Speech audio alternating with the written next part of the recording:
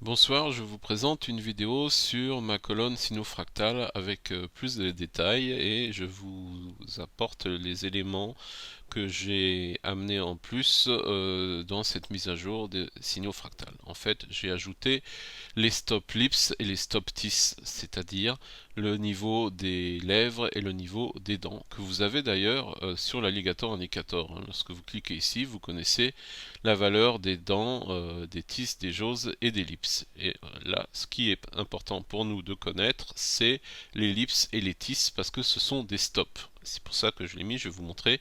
Ce sont donc des signaux potentiels de sortie de position que vous avez après donc un signal d'achat de fractal.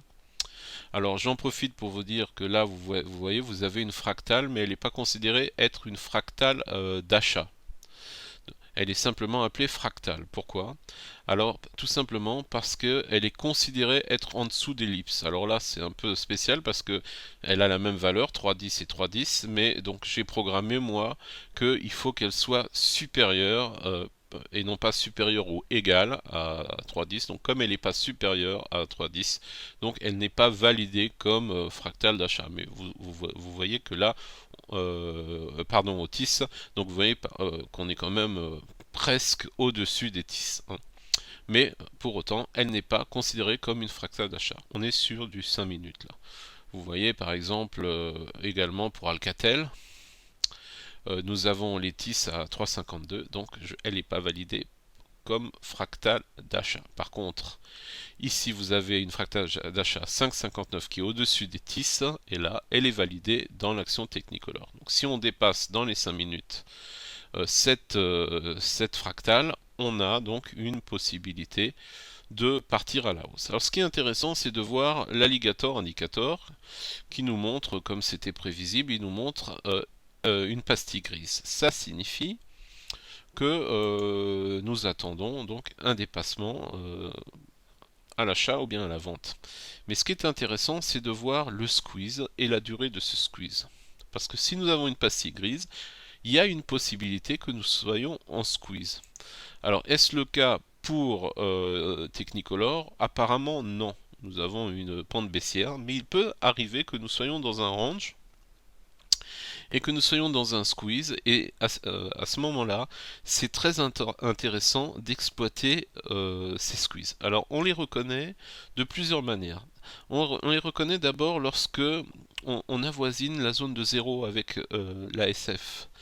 Et également, lorsque nous avons les cours qui sont à l'intérieur donc de la bouche de l'alligator, et surtout la bouche de l'alligator elle-même se trouve intégralement à l'intérieur des fractales. Alors là vous avez ce cas, vous voyez, vous êtes sur Technicolor et vous avez l'alligator qui est à l'intérieur donc des fractales, du cadre des fractales. Et donc nous sommes dans une forme de squeeze. Et regardez la SF, il est vraiment pratiquement plat.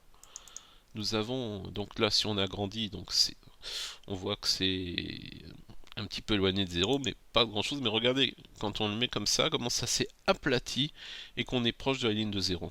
Alors à ce moment-là, on a une forme de squeeze.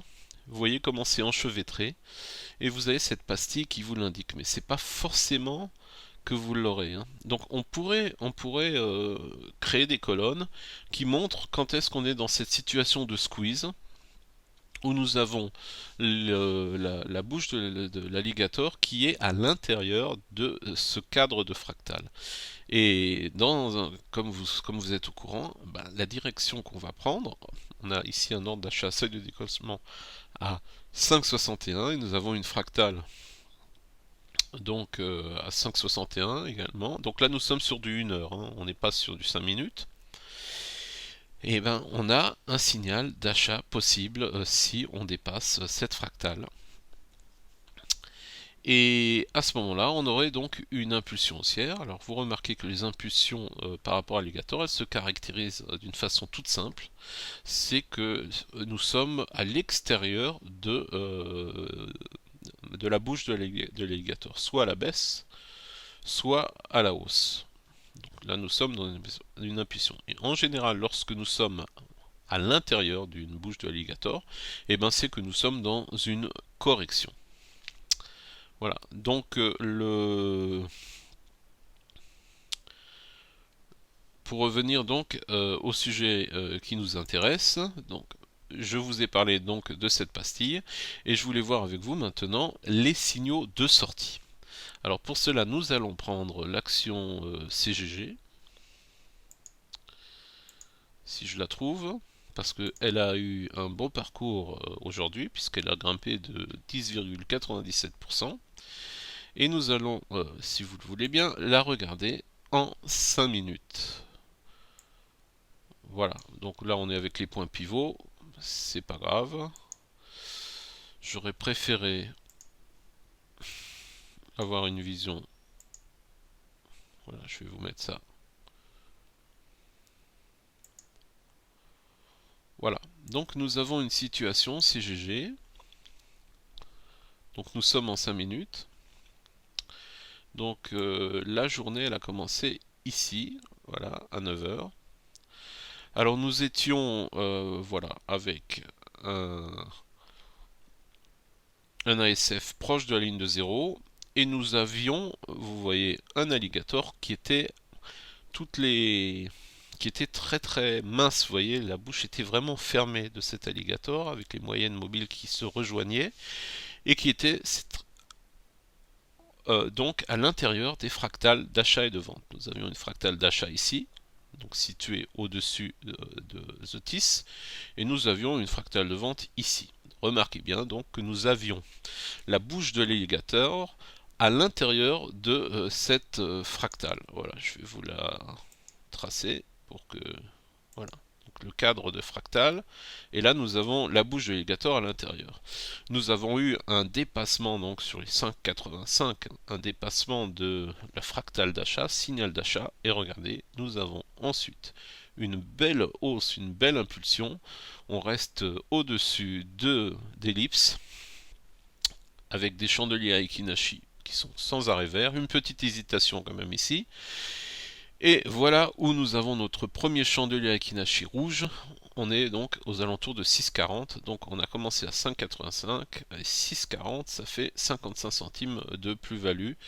Ça s'est passé en 2 heures. En 2 heures, même pas 2 heures. Hein.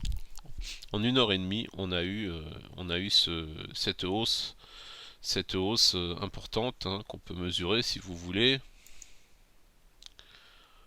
Voilà, donc pour la mesurer, on va prendre ici au moment du breakout. Voilà, voilà, ça fait plus de 9% de hausse en 1 heure et demie sur l'action CGG.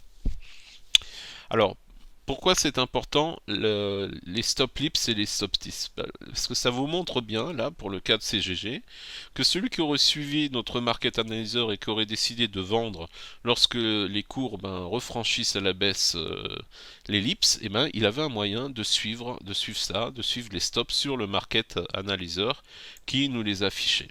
Vous voyez, qui nous donnait les valeurs de oui. Donc là, nous avons un stop loss à 6,42 actuellement sur CGG. Donc il a été enfoncé.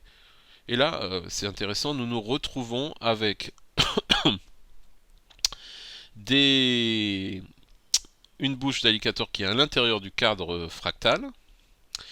Et là, il va falloir voir par où ça va passer. Donc si ça part à la baisse, vous aurez un signal fort, et on peut avoir un signal fort d'impulsion baissière, comme on a eu ici, un signal fort d'impulsion haussière. Ou alors ça peut continuer à la hausse. Donc il faudra surveiller ça demain. Remarquez qu'on a quand même un signal baissier en attente de validation, un Twin Peaks, donc il faut rester quand même vigilant. Bon, on a quand même eu un signal haussier, Saucer, qui a précédé ça. Hein. Donc voilà, c'est l'indécision complète et c'est bien les fractales qui vont trancher. Donc revenons à ce signal de sortie. Donc on en a un ici avec les chandeliers Akinashi. Nous l'avons ensuite lorsque nous passons sous l'ellipse et nous avons aussi un signal de sortie lorsque nous passons sous les tis. Alors je voulais vous parler maintenant d'un dernier signal de sortie, c'est celui de l'alligator. quand l'alligator cesse d'être avec une pastille verte et il commence à être avec une pastille grise. Qu'est-ce que ça veut dire? Ça veut dire que les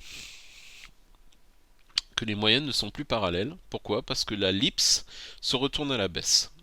Donc pour qu'elles soient parallèles, il faut que toutes les moyennes dans une tendance haussière soient avec une pente haussière.